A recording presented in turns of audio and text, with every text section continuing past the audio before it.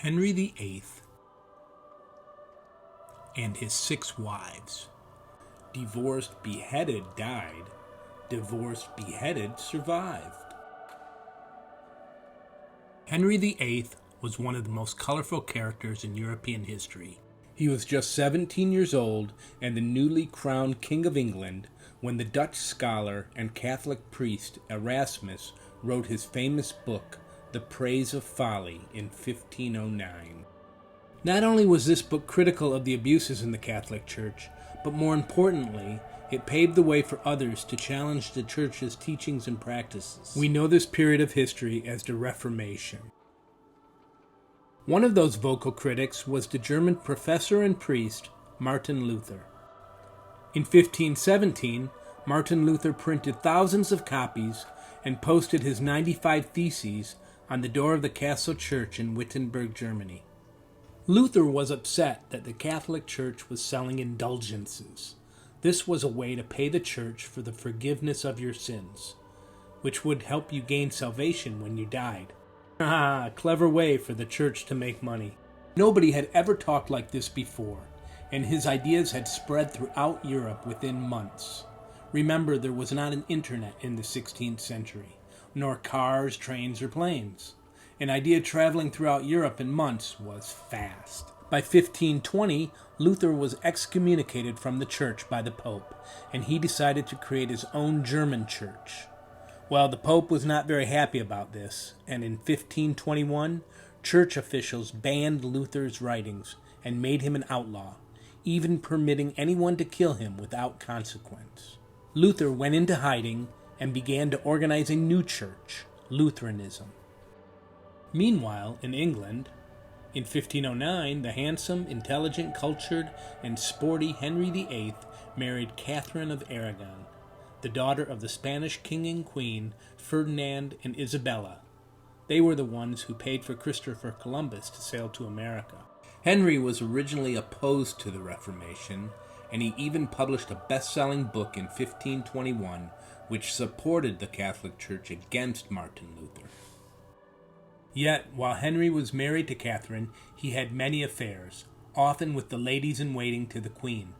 They were the women who doted on the Queen and her daily affairs, such as her scheduling, her hair, her clothing, and so on. One such lady-in-waiting whom he had become infatuated with was Anne Boleyn.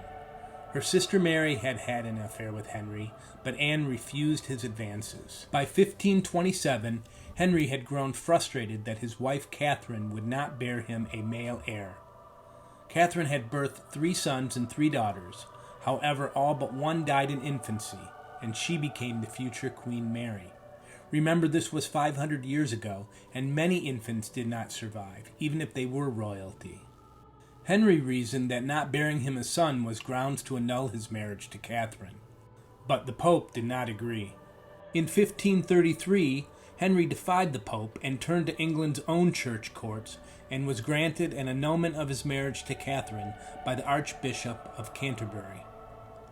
Anne Boleyn, the lady-in-waiting who had refused the advances of the king, was crowned queen in a secret ceremony and soon gave birth to a baby girl, the future Queen Elizabeth. The next year, it was declared that the king was the supreme head of the new Church of England. Anne was vivacious, smart, and opinionated, but after several miscarriages, Henry soon saw her failure to bear him a son as a betrayal. He began to turn his affections to another woman, Jane Seymour, who was Anne's lady-in-waiting. Within 6 months, Anne was convicted of adultery, incest, and treason, and was beheaded. The day after Anne's execution in 1536, Henry became engaged to Jane, and they married 10 days later. Jane soon bore him the son he longed for as a male heir to the throne, the future King Edward. Unfortunately, the queen died 2 weeks later from complications with the birth.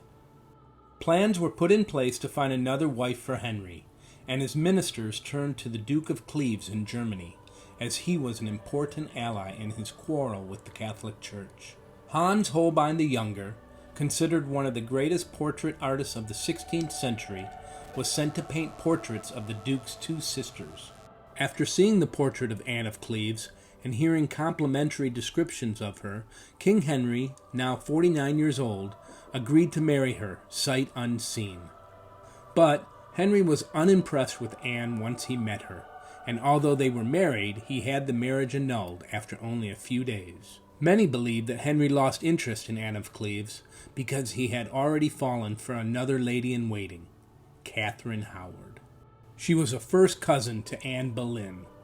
She was young and foolish, and she was involved in a love triangle soon after marrying Henry. Within 2 years, Catherine and the two men she was involved with were beheaded.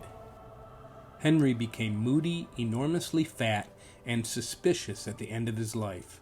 He also had a persistent leg wound from a jousting injury he suffered when he was younger.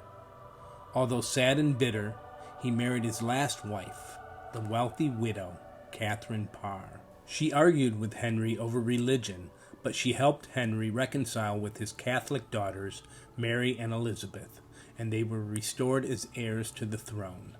Henry died at the age of 55. He had become so obese that it was necessary to build a lead-lined coffin to hold his body weight.